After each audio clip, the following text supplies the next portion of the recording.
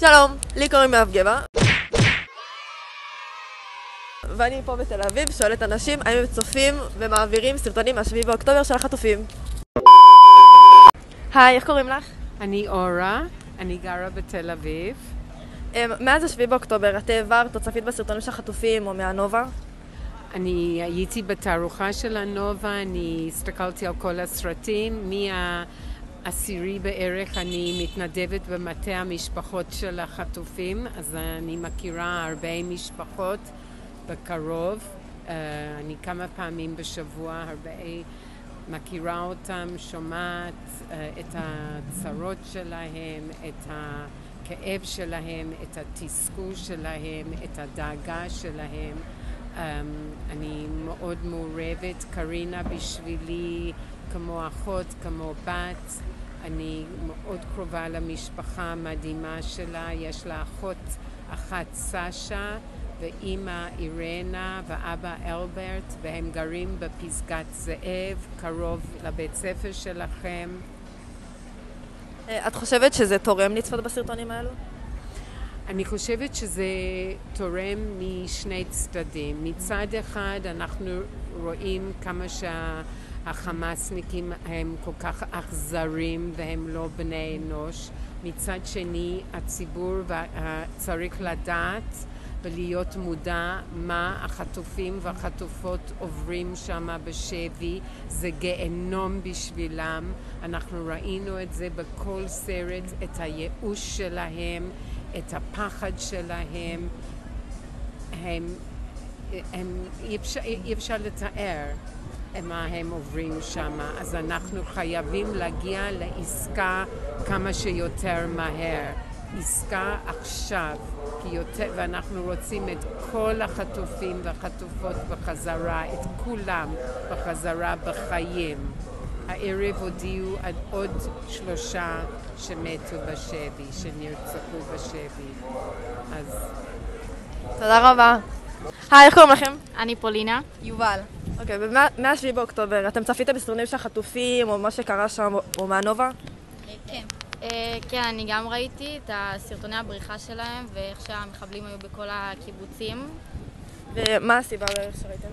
הם שלחו לי את זה בוואטסאפ. ואתם חושבות שזה תורם לראות את הסרטונים? לדעתי לא. זה כאילו סתם מפחיד. זה ברגע כאילו, בזמן שכל זה קרה, אז זה פשוט סתם הכניס יותר ללחץ אנשים לדעתי, וזה לא ממש תרם. וזה לא היה רעיון כזה טוב, לדעתי, לצפות בזה. ואנחנו גם מפונות, אז כאילו בכלל זה לא תרם. תודה רבה. בכיף. היי, איך קוראים לך? יעל. ומ7 באוקטובר, את צפית והעברת סרטונים של החטופים או של סרטוני הנובה וכאלו? לא. ומה הסיבה?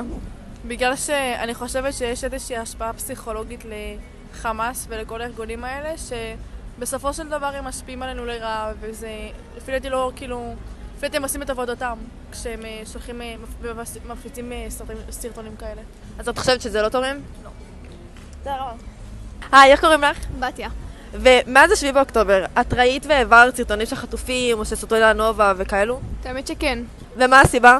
את האמת שב7 באוקטובר זה היה שבת ואני חוגגת, אני שומרת שבת ואני כאילו בשבת ראיתי מלא אנשים, שכנים שלי, חברים שלי שהוקפצו ולא הבנתי בדיוק מה קרה ואני אמרתי די כאילו אני רגילה למלחמות, אני גרה בישראל, פתאום אני רואה שאני מבינה שזה משהו ממש משמעותי, אז במוצא שאני ממש לא יכולתי להתאפק ופתחתי וראיתי ואני פשוט כאילו אני הייתי חייבת ממש להרגיש חלק מזה ולהרגיש מה קרה ולא רציתי להיות מבחוץ ובאמת שאני אדע כאילו כדי להעביר את זה הלאה לאנשים אחרים שיבינו מה באמת קרה, מה המשמעות של 7 באוקטובר.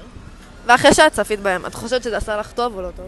את האמת שאני חושבת שלי אישית זה עשה טוב, אני יודעת שלאנשים זה לא, אבל לי אישית זה עשה ממש טוב.